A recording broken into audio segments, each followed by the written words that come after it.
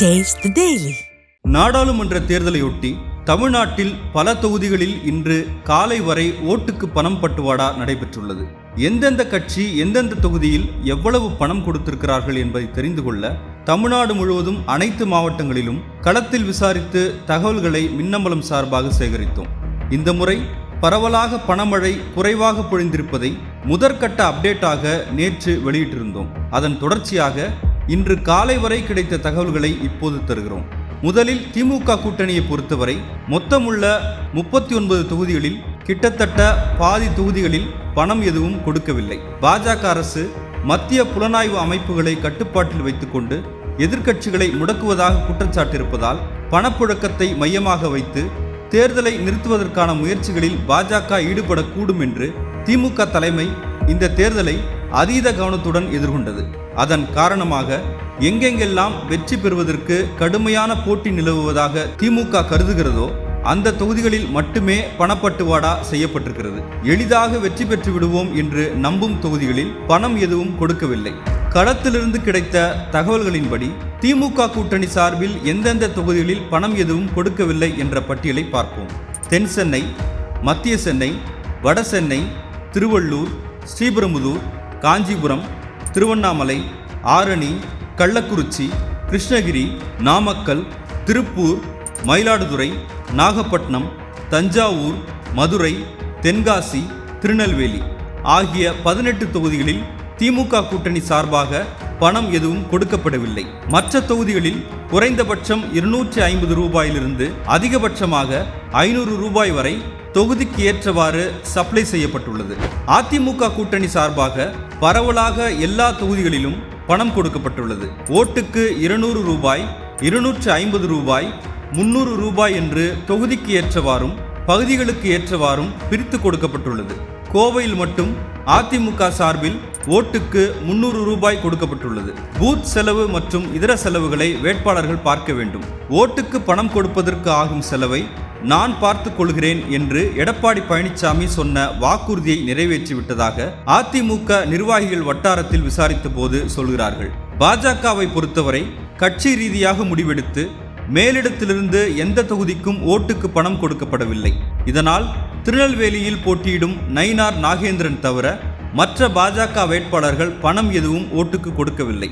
இது தவிர்த்து பொள்ளாச்சியில் பணம் கொடுக்க ஆரம்பித்து அது பறக்கும் படையினரிடம் பிடிபட்டவுடன் அங்கு பணம் கொடுப்பதை நிறுத்திவிட்டார்கள். பாஜக மாநில தலைவர் அண்ணாமலை போட்டியிடும் கோவையில் கூட கட்சி மேலிடத்திலிருந்து ஓட்டுக்கு பணம் வழங்கப்படவில்லை. கோவையின் சில பகுதிகளில் மட்டும் அந்தந்த பகுதிகளை சேர்ந்த பாஜக நிர்வாகிகள் அவர்களின் ஆர்வத்தில் தங்கள் சொந்த செலவில் ஓட்டுக்கு பணம் கொடுத்திருப்பதாக சொல்லப்படுகிறது. பாஜக கூட்டணியில் பாமக போட்டியிடும் 10 தொகுதிகளில் தர்மபுரி தொகுதியில் மட்டும் பாமக சார்பில் ஓட்டுக்கு பணம் கொடுக்கப்பட்டுள்ளது.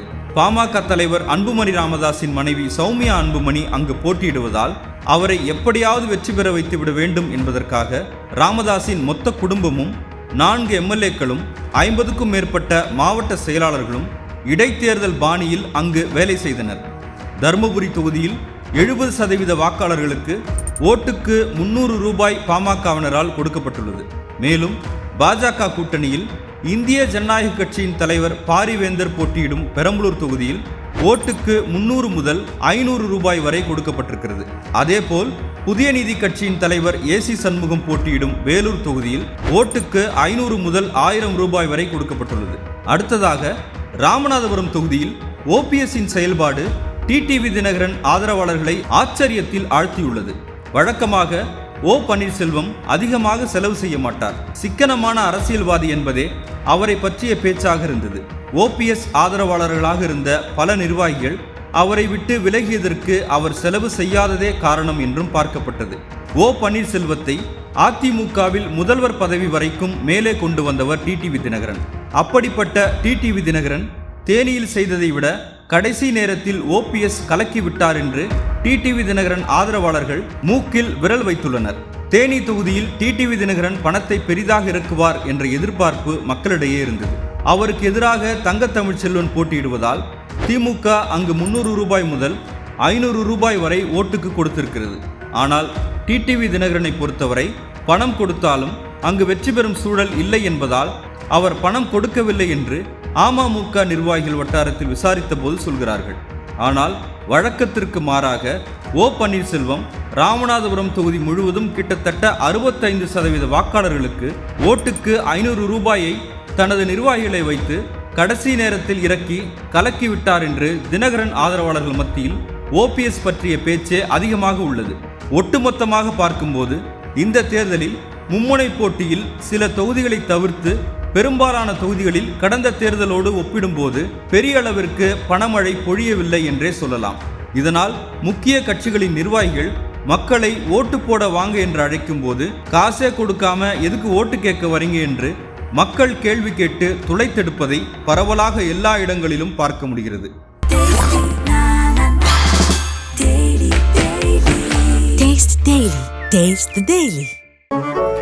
மின்னம்பலம்.com தமிழின் முதல் மொபைல் பத்திரிகை.